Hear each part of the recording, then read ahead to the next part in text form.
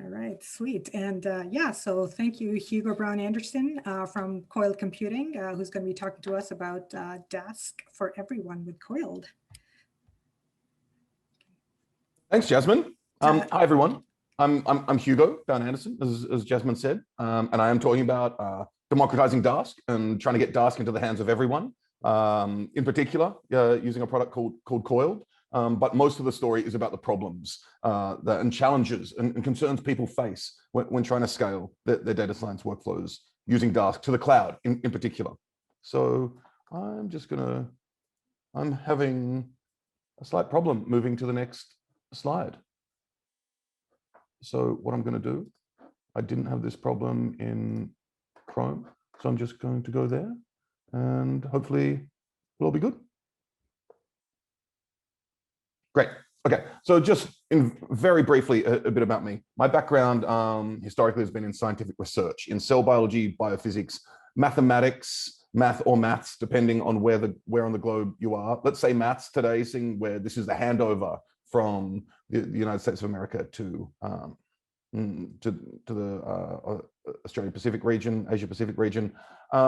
When I worked in research, I just saw the head banging frustration of researchers, biologists in particular, and physicists in my case, try to deal with large scale data sets, not necessarily having access to the tools or education around the tools or products built around the tools they needed to use.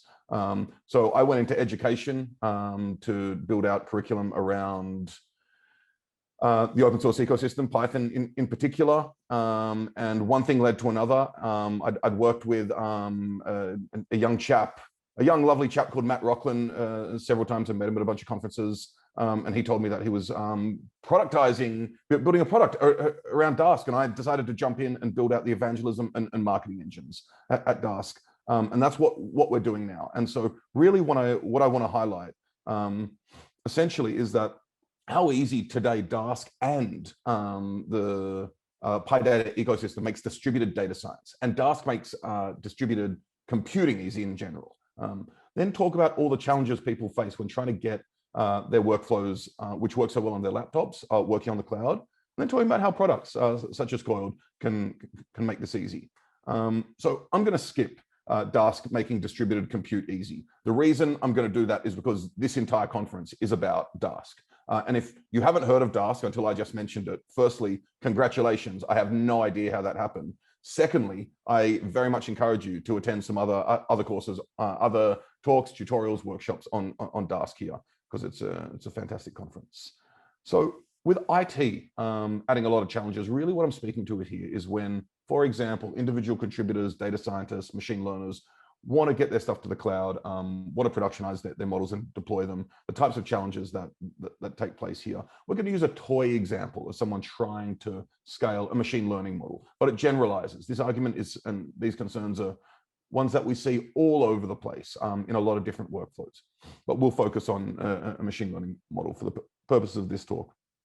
Now, talking about products that try to make this easy again, really the punchline, and this is a spoiler alert, you can go and run this now in your terminal or wherever you like to do these types of things, is that in 3 lines of code, you can get a cluster that we provision for you securely, everything authenticated, everything secure, up on the cloud with 3 lines of code. So pip install Coiled, then in IPython, or wherever you like to do this, import Coiled, and then you can spin up a cluster. It should be apparent by now, but I just want to add a bold disclaimer that I work at Coiled, so I do have a vested interest, but as we'll see, the interest actually very much arises from all the challenges that the community and users have faced over the years.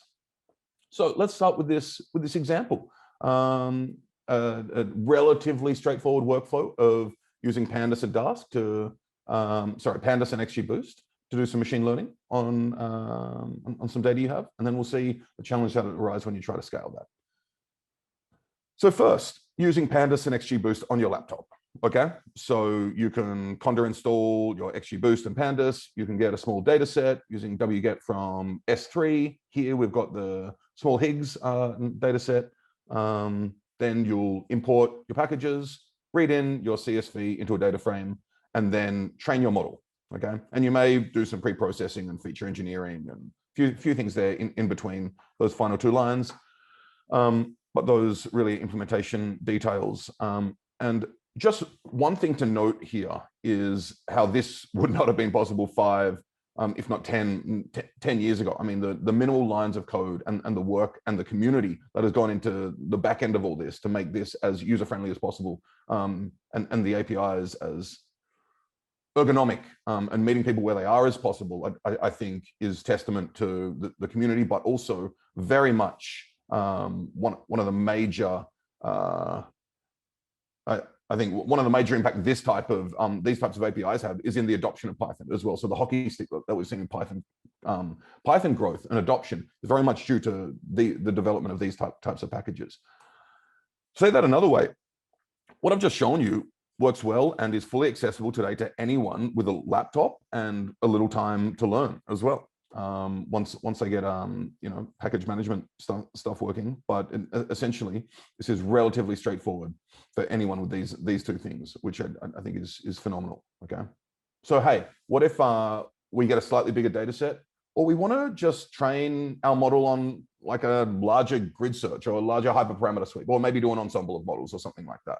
So this speaks to kind of two challenges. One is the medium data to big data regime, which is RAM bound, and the other one where you're doing a big hyperparameter sweep is CPU bound, right? So these are two different challenges you may face. And Dask, if you're working in the PyData ecosystem with packages such as Pandas and XGBoost, is a fantastic solution. I am preaching to the choir there, of course. But if we want to do this locally, once again, it's relatively straightforward. So what we'll do is we'll conda install our packages, get our data, do our imports. We'll import Dask data frame now as DD. Now you'll see that we import our CSV, read it as a data frame, and once again train our model. Slightly different API because we're using Dask there, but it's so close you'd miss it, or you could miss it. Okay, so that works. And once again, this works for anyone who has a laptop and a bit of time to learn these types of things. And I just want to give a huge shout out to the Dask developer community in particular for many things, but in this case for documentation. This second point, the Dask docs make it incredibly easy, and all the tutorials online make it incredibly easy to learn. I think, which is testament to the work of the community, but also, I mean, it's practical. It increases adoption as well. So, okay, we've used a bunch of cores locally in order to leverage the power of our laptops, but we've got a lot more data, a lot larger models, and we want to leverage the power of the cloud of clusters, or some cluster we have in our organization, right?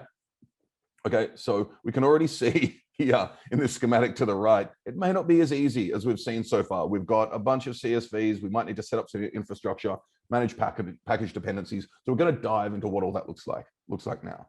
So ideally, when you're doing this, let's say you've got a Kubernetes cluster, or you've heard it's a hot new thing, and you're like, I want to try this. Okay, and so you're like, okay, I'm going to use Pandas and Dask and XGBoost and Dask Kubernetes. So I'm going to write these few lines of code and hope everything just works. Okay, so that doesn't work, and no one would actually expect that to work. So what I want to take you through now is the flow of if you were to want to use Kubernetes and Dask Kubernetes, how you would go about that. And this is a story we've heard time and time again. Once again, not just on Pandas and XGBoost, but a generalized workflow that we've seen happen time and time again. And as we'll see, this works well and is fully accessible today to anyone with 1 question mark, 2 question marks, and 3 question marks. And we're going to dive into what all these things that are needed are. So what would you do when you're trying to figure this out, how to set up a cluster? So this is a common path to scalability, as I've made explicit already. So the first thing any person would use your search engine of choice, Bing or Ask Jeeves or otherwise, to search for Dask on the cloud. And the first result you'll find is cloud deployments in the Dask documentation. Okay, so that looks good. I'm going to click on that. Hey, look, cloud deployments in Dask. So variety of ways to do it. Okay, 1, Kubernetes service. That's great. That's something I'm interested in. Then there's a managed yarn service. I could use Amazon EMR, vendor-specific services such as Amazon ECS and Dask Cloud Provider, which a lot of people like as well. But I've got access to a Kubernetes cluster. I'm gonna give that a go. Okay, so what do I need to do then? So I'm using AWS here. I'm probably going to need to email someone at work at IT or my manager or something like that and get some credentials, and they'll send me maybe a CSV, a secret and a token or something along those lines. And I'll put that in. I'll have that in an email and then some file, probably my downloads folder. If I'm clever, maybe a bit more, principled, I'll move it somewhere else where I'm doing all my stuff. But who knows? I'm excited to get this cluster set up. So I could have a bunch of files anywhere, in all honesty. And then I go in and to the container services, I can do all this. There are a bunch of point and click things that I need to do, setting like the number of machines I want, number of workers and nodes and all of this type of stuff. That's relatively straightforward, takes some time. Not reproducible per se, but it definitely takes time. If I'm slightly more sophisticated, I may install kubectl, which essentially allows me to control, have stronger control over my Kubernetes stuff. So that's cool. So that's some work done there. And then I'm excited because I can now spin up my cluster and get my work done on AWS, for example. Okay. So once again, I do my conda installs, do my imports, set up my cluster with this call, and the ... here, I've got like some setup and configuration stuff I need to do in there. So I do that. Then I read in a significantly larger data set from S3, and then I train my model. Woohoo! Okay, not so woohoo at this point. Something has happened. I've got a module not found error, and it looks like XGBoost isn't there, but I've imported XGBoost. Okay, so what's happening there? This may seem nonsensical at first, but once you realize the challenge, of course, it becomes clear that I have XGBoost imported into this environment, of course, but I don't have it on every remote Dask worker. Okay, so I need to figure out how to get all of my entire software environment working in my own environment and then on all my workers as well. And there are solutions for this. So this is okay, right? But it involves a bit more work. Docker is one solution, and I do another Google or Bing or Ask Jeeves and find, I actually don't even know if Ask Jeeves exists anymore at all. Well, that's by the by. And I find Dask Docker, okay? So, okay, maybe I do this on Docker Cloud, set up an account there, do a few things, and then I can set up my Docker image, and I've got, all the packages I need here. I build it, I push it, great. Okay, so this hopefully will solve my XGBoost challenge and my environment problem, okay? Oh, well, it did that. That's cool. So we debugged one thing, but now I've got an S3 permission error, okay? So it couldn't read the file. And this is for a similar issue. The issue here is that the AWS credentials to access this file, once again, are not on each remote worker, okay? So we need to figure out a way to get my credentials to each worker, okay? So I'm gonna tell you how to do that, and hopefully you're never going to do this, okay, for reasons that we'll see. So I feel slightly bad for, I mean, maybe we need some form of strategic silence here, but primarily because I'm going to tell you never to do this, I'm okay doing this. So Dask client upload file, you're able to upload to all your remote workers. But as I said, please do not do this. As we'll see, IT will come down on you. You're essentially transporting secure information across an insecure network here. Okay, so let's definitely not do that, but that's how you would do it, which maybe, give or take, is okay because you're really excited to get this stuff spun up, okay? So now you run all your code and it actually works. So congratulations. After a bunch of, hacking it all together, a bunch of search engines, you've figured out how to get your workflow, your data science or machine learning workflow from your laptop to the cloud in a slightly hacky way and probably frustrating IT as well, and sending secure information over an insecure network, but that's okay. You've got it working, you're getting your work done, and it's really exciting, okay? And you see your task stream, you see your progress bar, you see, look at that, you've got your sums and partial sums and aggregates and all of that stuff going, and a bunch of magic happening there. And this feels great. And as I hinted at before, this doesn't only mean you can do XGBoost stuff on the cloud. This means you can scale so many different things. You can scale, if you go to the dask.org, you'll see all the different packages that work with Dask. And I just want to remind everyone, we had a live stream once in which someone talked about Dask being data frames, and the Dask YouTube account put in the chat, I am more than just data frames, ! And I tell everyone that because I want to reiterate time and time again that Dask is a general purpose framework for distributed compute. And we can see that once we're able to push this stuff to the cloud, we can do our Pandas, scikit-learn, XGBoost, Teapot, Stumpy, time series analysis, weak supervision, workflow management with Prefect, and the story, GPUs with Rapids. I mean, the ecosystem is overwhelmingly mind-boggling and fantastic. Hey, look, you can even try GPUs for a while. I'm not going to dive into this. This is hard for a lot of other reasons. So I'd encourage you to watch Matt Rockland's talk from last year at GTC on deploying Rapids and Dask with GPUs. And this screenshot says this is actually pretty easy, assuming that you have a GPU, but the challenges, of course, do emerge. So things are good, right? Of course, that's until IT finds out, and it leads to a series of increasingly embarrassing questions. So IT first comes and says, hey, Hugo, or hey, you, let's not make it Hugo. You're spending $17,000 a month. And that's okay, because the work's good.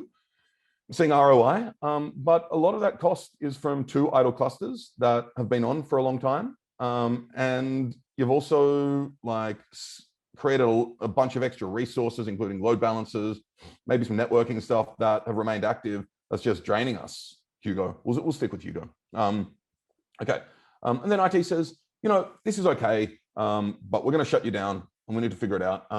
But we decided to dive a bit deeper and actually saw that you're operating over an insecure network connection. So anyone can connect to your schedulers and run arbitrary Python code. On top of that, those credentials you're sending back and forth, that's sensitive company data that you're sending over an unencrypted connection. I'm shivering a bit at this point. And of course, these are the lines of code that they're referencing there. And those credentials allow impersonation. And what happened was I got so excited, I went and told a bunch of teammates about this, and they started to run their own stuff, and they just connected to my clusters and schedulers, and they were operating as me. And what that meant is that anyone can connect in and do anything with the data. So IT shut me down completely. So fortunately, nothing bad happened, but we do need to be more careful, okay? That's good though, because everyone's seen the power of getting Dask up and running on the cloud, and everyone wants to use it. So this is great. Now I'm in charge, okay?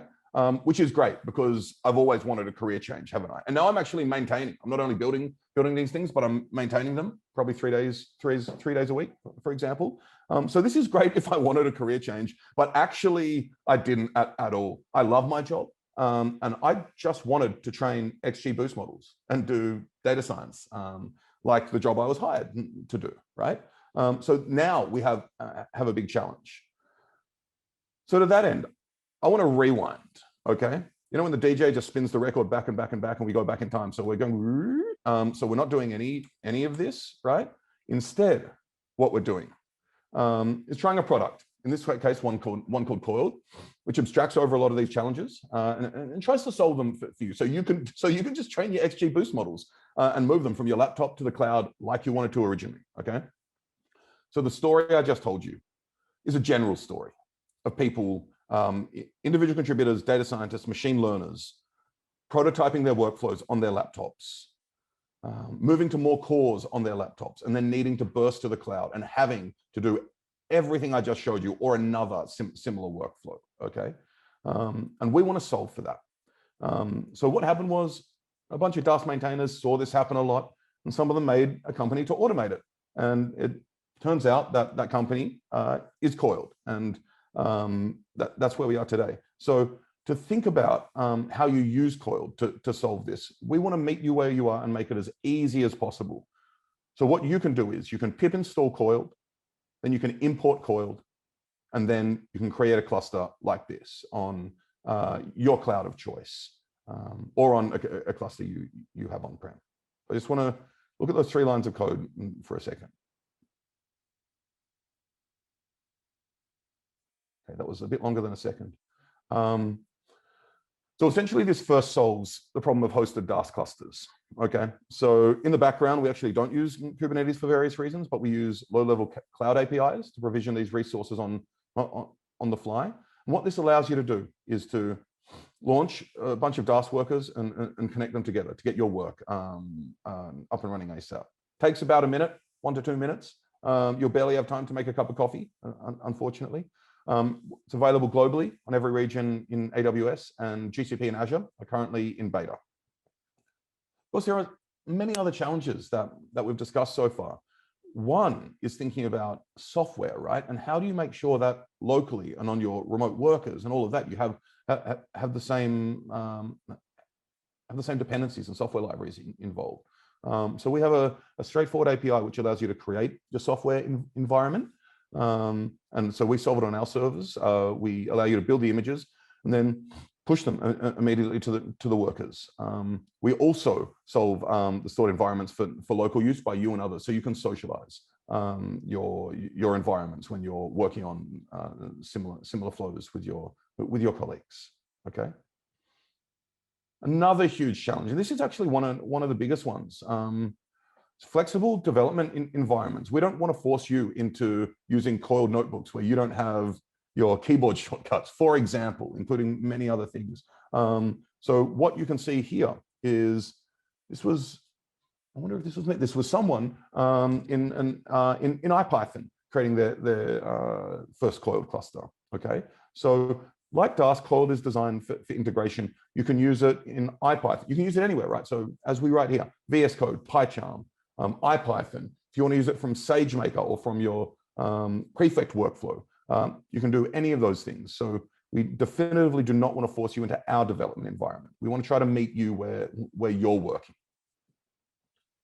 Now, we spoke to the challenge of cost management before. So it's a great question, particularly for IT and your team leads, how we keep costs down. So to do that, we track usage per user and team. You can see dashboards here. You can, Coiled will shut down idle clusters by default and also scan for idle resources. And we also have advanced and increasingly advanced telemetry for individual contributors, for IT and for team leads as well. Just like to hint, we haven't discussed it too much, but the challenge of GPUs, a common question we get that we now provision for you is, how do I leverage advanced hardware and libraries like Rapids, PyTorch, XGBoost, Blazing SQL, among many others? So we provision GPUs and include pre-configured software environments that you can use, modify, and socialize as well. One of the biggest and most important challenges is that of security, which we've discussed. So one particular question is, my data is sensitive. How do I make sure no one else can see it? So to solve that, the cluster that you can spin up has end-to-end network security. You can manage all the resources inside your cloud account, and sensitive data is encrypted. And this also works on-prem, not only on cloud. Okay. So as I've said several times, we've solved the multi-cloud and on-prem challenge. As I mentioned, GCP and Azure are currently in beta, but we'd love for you to come and try them out. AWS is working globally. So we'd love to work with you with the workflows you have to see how Coiled can solve your challenges. So I'll take a couple of minutes. I just want to summarize that the initial workflow, which involved installing Python in a matter of minutes, then doing all your local stuff. So loading your local data, setting up Kubernetes, building Docker images, happens in some days. Then the auth and cost controls will take weeks. And then you get back to your actual work and you analyze your data in minutes, okay? So this is what we are here to help with, okay? So you install Python, in a matter of minutes. You load the local data in a matter of seconds, and you can analyze it in a matter of seconds as well. So we want to, as I've stated, want to meet you where you are and be entirely ergonomic for humans. So to scale in human dimensions, we make it as easy as possible for individuals to start. So it's a freemium model with credits that renew every month. We have pre-configured software environments. You can drive from anywhere, any of your own development environments. And we try to be there when you need us, okay? But we get out of the way quickly when you don't. And I think a paradigm of that is being able to do it from your own development environment. So this is for individuals. We also scale to meet organizational needs. So you can deploy into your own on-prem infrastructure. You can manage users, teams, and quotas. You can track usage and gather telemetry. And we have end-to-end security as well, which of course is key. So I just want to take the final minute to tell you a bit about our roadmap, which we're really excited for. We already have Dask ecosystem support, but we're totally dedicated to having extremely better support for popular use cases in the extended system, such as workflow management, Dask ML, streaming, and Dask SQL. We're hard at work on better profiling and optimization of Dask computations, including performance reports, profiling, and heuristic analysis. I'm sure a lot of you will be excited about the improved cluster performance and scaling that we're doing. So it's optimizations around faster cluster startup time, faster cluster scaling response times, improved auto scaling behavior. As I mentioned before with the telemetry, we're working on enhanced reporting and metrics. So more detailed reports, metrics, and instrumentation around Dask cluster utilization, cost reporting, and compute efficiency. And then always working on improved enterprise auth and security capability. So I think that's time to wrap up. I would very much encourage you all to come and check out Coiled at coiled.io, or pip install Coiled and come on the journey with us. So thank you all for your time, and I'd be excited to answer any questions. We don't have time now either on Slack, or you can join the Coiled community Slack as well when you get started up, and we can chat there as well. So thank you all, and thank you, Jasmine. Thank you, Hugo. Thank you. Sorry, I missed the introduction on Hugo. Maybe I can put in a plug for the Science Thursdays that Hugo does. There's a Science Thursdays that Hugo hosts, which I would encourage people to check out. It's really cool. Yeah, and so we have one next week. They're live streams where one of the most exciting part of my jobs is to find all the Dask stories out there and tell them. So we have them once a month now, and next week is a stream with Matt McCormick from Kitware, where they do some really cool cellular microscopy stuff, which is dear to my heart. And so we'll be doing that. You can find the link on our website or on our Twitter or our Eventbrite and sign up. So it'd be great to see you all there. And also, if anyone wants to come on Science Thursday, please do reach out. If you have any cool Dask stories, I'd love to hear them. We can write a blog post together. We can do something fun to tell the world about how you use Dask. So that'll be cool. Awesome. Thank you so much, Hugo. On that note, if there's other questions, we'll take them over to Slack and we'll get on to our last presentation.